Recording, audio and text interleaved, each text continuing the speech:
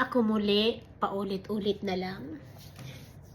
Ito naman ay message doon sa mga nagpapalo sa akin sa YouTube. Pag sinare ko ang videos ko sa Facebook, sa mga kaibigan ko sa Reels dyan, o kaya yung mga Facebook user, pag sinare ko yon ay hindi yon pictures. Videos yon. Pindutin lang ninyo yan at tatakbo na yung videos. At ganun din, pwede kayo habang tumatakbo yung videos, pwede kayong mag-like, mag-comment. Tapos kapag nakarating na yung pula doon sa kabila, pwede na ninyo i-share. Sana magawa din ninyo yan sa akin. Kasi ako, nanonood din ako ng mga videos ninyo. Pag nagbo-browse ako, lahat na makikita ko, kahit hindi ako nakapalo sa kanya, ay pinapanood ko siya. Kasi ang tawag doon ay tulungan. Kasi ang Facebook, ang Reels, at saka yung YouTube ay parehas lang yan.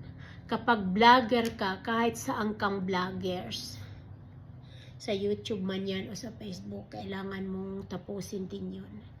Kaya nga sinare yun kasi para napanood ng iba at ninyo na mga kaibigan ko o mga kamag-anak ko. Diyan naman sa mga kamag-anak ko, ay sana todo suportahan naman ninyo ako.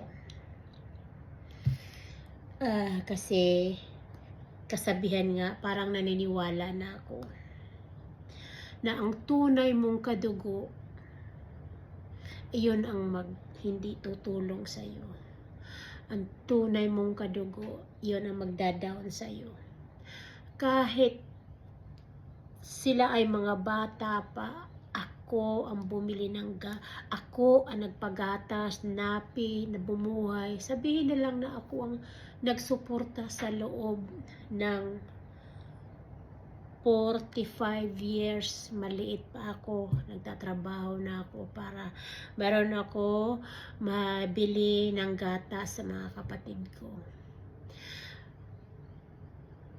Linggo-linggo yang sinusuportahan ko sila. Pero iba pala ang naibalik sa akin. Ako ang naging masama dahil tungkol sa pera. Sikreto natin yan.